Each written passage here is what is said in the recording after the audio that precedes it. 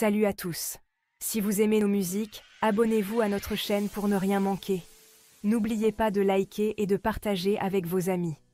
Votre soutien nous motive énormément et nous encourage à publier encore plus de super morceaux pour vous. Merci et à bientôt pour de nouvelles découvertes musicales. Mon François de Paris, chef TI Prince, Akafou Julien, Vicky Miaye,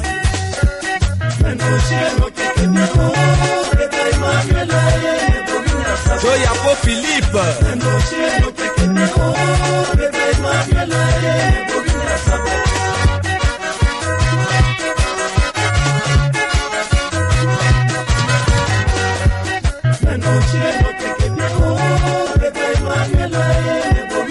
Mambo Patrice,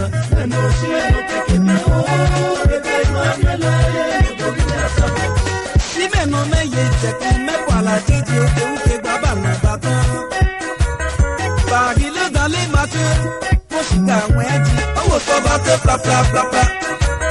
Time of your Kiki, Tanga batan, Kiki, Batte Shika bien ye, Kiki, Maluta ke ye fe, Kiki, le sommet qu'a fait tel Kiki, donc c'est les Kiki, Eric premier dimanche mai. Marcel, colonel a fait mieux Gérard, mais si on y a fait pas même en zagoyer. Appelez. Aïe.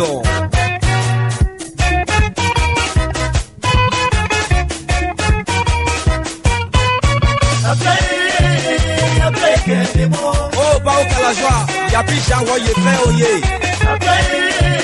Appelez, que c'est bon. Bon, aussi à un jeu, à voyer les mots. À bien donner, maestro et qu'elle est les mêmes. Mon père a bon, ma qui est piqué ou en fait essayer. Moshika Gbeji, papa l'autre a nommé. Osine Tiamano Léo, Sinishika Legekene. Poussonne tombe à l'église, dans mon bavé va Chicago.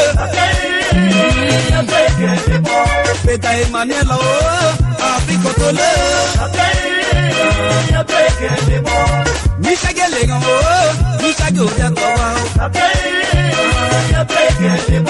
Nyangi ya police ne o, Selipe la Siabane. Yetino, colonel Mone Apano, Mone Matabayo. Mon pays Boubou Bibero, Bobo Kameti Dia. Yetino, Pagile Matinga yo, Miki Wafete Sea. Akanda Sima Kele o, Mete Magogine yo. Ano Asielina o, Mama Eviki Wafe Dube. Pagile Chapene so, Yapito Mabobo. Ito se Yapelo Shamebi, Biki Wafe Tese. Kwasi Yapo Shame, Wongame Kwasu Biti na Ekeke Mele. Abene Nikeso, Oneni Otina. Kaku Kole Etagino, Kaku Jutina, Nabama Meton. Ayela Goto Adamo Isho, Olivier Bier, Sebeneme.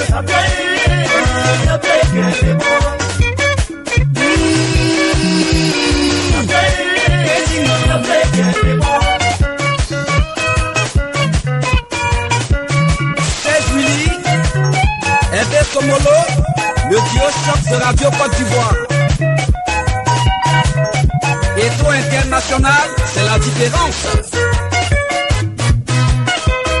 C'est parti avec Michel Léon, la force tranquille.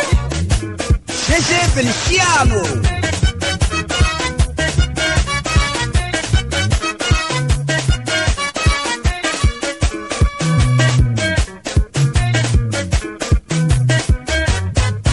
tu as ça, moi j'étais.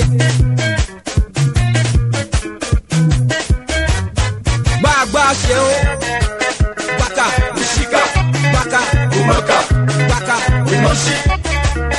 Chauffeur Bilo, Yavo Hubert, Kofi Bertin, merci là-bas. Bichench, très très fort.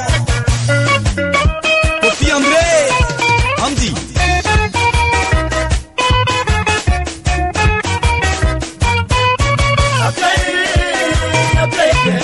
C'est qu'à je ne vis bien où c'est qu'à parler, ou pour qu'à me dire. A Kafu Champoto, Biki wa Pete, Bayiki mu Feliso, Nyaye Woyeo, Apielo no emisa eto, ya unoga imekomode, Yaka semelote shalo, Biki wa Petube, Amio Yolando, Nyane Woyeo. C'est Jean-Chef Biakou, pourquoi c'est Waboka Meton? Yézino, Atrevo Selino, chef de Gaëbon, Alexia Bayer. Adia Dominico, c'est pour Jeannette Kiro. Akiti Mandela, Nyanya Bouté, c'est Bemelio. Akape Piki Wafeo, Ayape Piki Wafete.